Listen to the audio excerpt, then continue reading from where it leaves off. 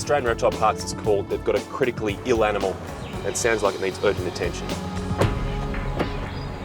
Hi Chris, how are you? Good, how are you? Tim will be happy to see you. Come straight through. He's got a platypus. He does. It was found this morning. It's unbelievable. Really? Hi, mate. Tim, how are you, buddy? Yeah, good, thank you.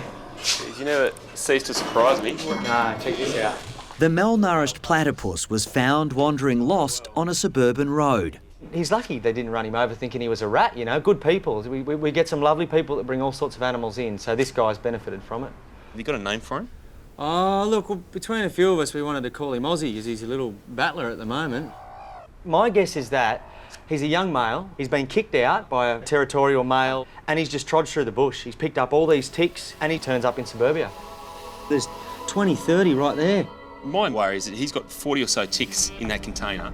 He's probably got another at least 40 on him there. Yeah. If each of those has, say, half a mil of blood, even a quarter of a mil, that's 10 mils of blood. Yeah. He's got to be severely anaemic as it is. Underweight, dehydrated, he's got a lot of things going against him. What I might do, just to, I guess, as a bit of insurance against him going into shock himself and not really handling this whole experience, actually give him some fluids now. That should help his blood pressure straight away. Has he tried to use his spurs yet? No, I mean, I don't know. They're still there. Yeah. And they're quite large still for a young plat, but... Jeez, they are decent, aren't they? As the minutes tick by, he's becoming more and more stressed by the whole situation, so we've got to get the ticks off quickly, but pay a lot of attention to that spur.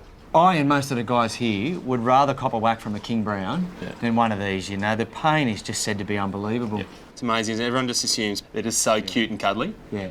And they're cute, but they've got a pretty nasty little surprise waiting for you, don't they? Chris continues the painstaking job of removing all the ticks from Aussie. It's only when you really part the fur, you realise just how many there are. It's like having open wounds all over his body. The fact is, he can quite easily die from these ticks because each one of them is taking just a little bit of blood, and that could be enough to kill him. Jeez. It's important to realise that these aren't paralysis ticks. There is more than one type of tick, and these are actually called bush ticks. So what they do is they just suck blood.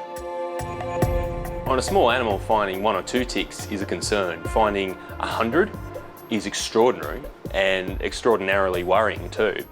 After a thorough examination of Aussie, Chris is satisfied he's removed all the ticks from the orphaned platypus. A preventative spray should now stop any other ticks ravaging his fragile system. Listen to that. They don't very often make a noise. No. That's almost the emergency beacon for them. They make that sound when they're really stressed. His natural environment is water. He's going to eat when he's in water, so the sooner we can get him there and get him relaxing, the better. All right, now he doesn't look real good there, so I want to get him in nice and quick. Good. I'm just going to ease him down a bit.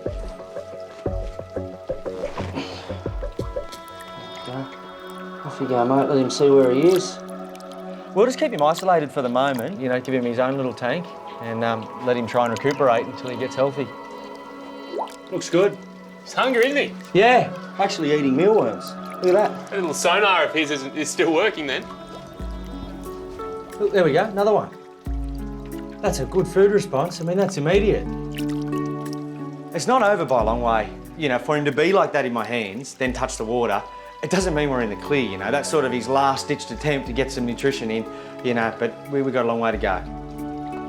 You know, a lot of it's up to him. All we can provide is food, shelter, water. You know, we can put all the elements there. He's got to have a good will to live. And here he is, our little Aussie battler. He's beaten all the odds. He had 80 blood-sucking ticks on him. He was on the road and avoided getting hit by a car.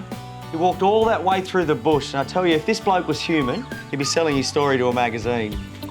Aussie, the great survivor, has made a full recovery and is adapting well to his new home at the Australian Reptile Park.